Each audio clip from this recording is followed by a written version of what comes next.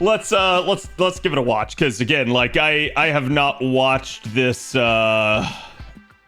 basically with you guys yet. I obviously watched it when they premiered it, but again, like I said, people were saying, oh, I should probably like give my earnest reaction to it. So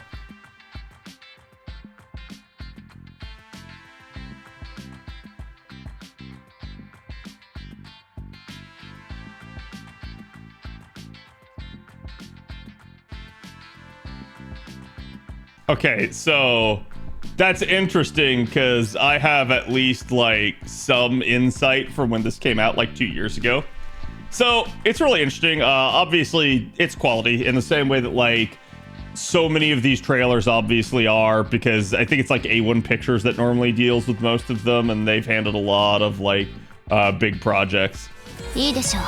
So you start out with Duryodhana. It looks like he's surfing on his like baton thing. I don't even know what it's called at this point. It's like a pole arm or something. He's like just flying through the air. You've got the narration going, almost acting like this is all part of the plan there. That is Gilderay Saber. Oh man, that's interesting for a couple of reasons. And it looks like he's fighting. This is actually interesting because like the way this is actually framed out, it reminds me a lot of the Camelot movie and how they had the battle amongst the rubble as well. Looks like we've got another set of masters here. I believe I know the name of these people, but I'm not going to say it just for right now. But each one has their own set of command seals. This is going to be an interesting one because I'm going to like hypothesize, you know, again, I've played through the stories on JP, but I obviously don't know the actual like story behind it. So I'm going to hypothesize that these are somehow like in our way. They're not going to be good and benevolent, other than probably like one or two, in the same way that the cryptors were.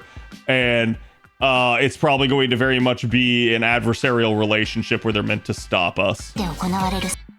All right, then we get the faces here. Obviously, the big one that like everyone's immediately going to pick up on there is that's basically Lev. And everyone's been wondering, oh, wait, hold on. How is Lev here? What's going on with that? I thought we dealt with Lev. But the answer is no, we didn't. We actually didn't deal with Lev, and he's kind of been gone throughout all of Cosmos and the Lost Belt at this point. I do know people were like really liking the design of the second chick when it first came out. You seemingly have a Sakura face here. And then some other interesting ones kind of going on, including a seemingly Indian master. This particular thing was actually the quote-unquote highlight. And by highlight, I mean, like, this was, out of everything out of the original Ordeal Call 1 trailer when it debuted on JP, this was the thing that upset everybody by far the most. Because, yes, this is Ronnie, but this apparently is AI, and people were deeply upset because think back 2 years ago. This is right when like AI really started to like get like it had obviously been popular before this point, but it had been more of a thing where like people were just using it for like image generation, stuff like that. This was like, hey, during this time period now, you started to see some companies using it. They insisted that this was like hand animated, but I still see some interesting things where like it almost has to be AI. And if you go frame by frame, you can actually see it. There's almost no chance in hell it is hand animated, because you see inconsistencies like you see over here on the left side, where all of a sudden that little like piece of jewelry pops in, then it changes into a different shape, and like it's now just immediately like gone. So like you see that same sort of thing with AI, where it struggles to kind of keep the consistency across multiple images. That's something that's definitely working out a little bit more now as they're getting better with it, but it's still an easy thing. And it's really funny because at this point, I've gotten so good at being able to spot AI in a lot of art pieces that it's almost become second nature to me. And looking back at this, yeah, this is 100% AI. And you can see it because it doesn't have the telltale signs of it actually being drawn by hand. In fact, it has some of the telltale markers of it instead being generated. And it's definitely something where, like, for instance, you can see if you just look at, like, say the badge on the right side here, the inconsistency, it starts out as like an orange frame and immediately it's now changed shape and is yellow. And it's changing shape again and it's looking smudgy.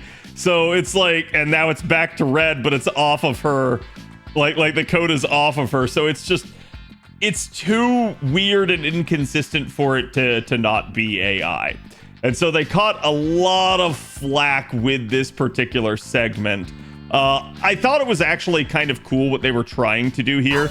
Like, if you watch it in full, it's actually like Ronnie like leaning back and stuff, and it's her changing her outfits numerous times throughout it, as if it's like different iterations of Ronnie. But yeah, needless to say, that was a like major source of drama about this one. Interesting that we have Lev riding on the back of the horse here with seemingly Prince of Lanling, which is going to be even further interesting. And then there's no escape from the flames of love. And then we have Kama coming in here, but specifically this appears to be Archer Kama, as it is a both younger version and again using the bow here, which is interesting because I believe Kama Mistake, aka on arcade, is this way. So that was another one where people were like, wait, are we gonna get this? You got Duryodhana basically just kind of doing the Roy Mustang, snapping his fingers, and explosion happening in the background. And then you got Bhima coming in here. He's definitely going to be an interesting character from what I know about him. And then again, another Sakura face right in here. And I'm sure the Sakura fans are definitely loving this because this is like their dream. It's just a cute like summer picnicky day or spring picnicky day with a Sakura face. And then there she is, the SSR from the Foot Tower event coming up after this. She'll be here, but she's not going to be obviously like rollable yet. You're going to have to wait for the event after Ordeal Call 1 in order to get her, but that is Medusa Saber. I really don't know who this is, and that's interesting to me because I feel like I should maybe have some idea, but I'm going to be curious to find out a little bit more about these characters here. And then we can see basically we've got the Sakura face, we've got Medusa protecting her as is, and then honestly, that is Gilderay. Like, you can see it right here in the very first frame. He's got the cross, he's got the big thing, but as it goes on, it becomes harder to distinguish him, and he's clearly like bursting out into some sort of like eldritch monstrosity. You get Lan Ling with his again, you know, blood coming down on his mask there. Lev with the finger gun, as is just at this point so like iconic in Fate.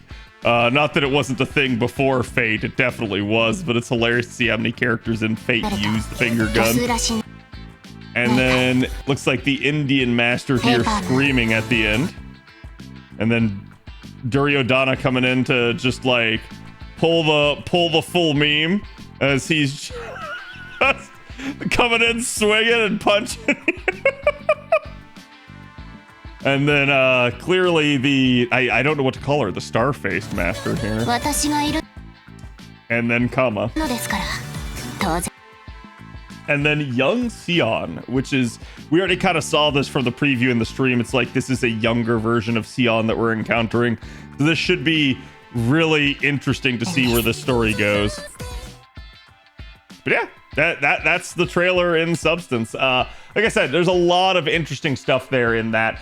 I'll be curious as we read through it, everything that's going to happen, but I definitely want to experience it and see how it is. So let me know what you guys thought of the Ordeal Call trailer to begin with. Hey, if you liked the video, make sure to like and subscribe, right? Yay, woo, Kama win.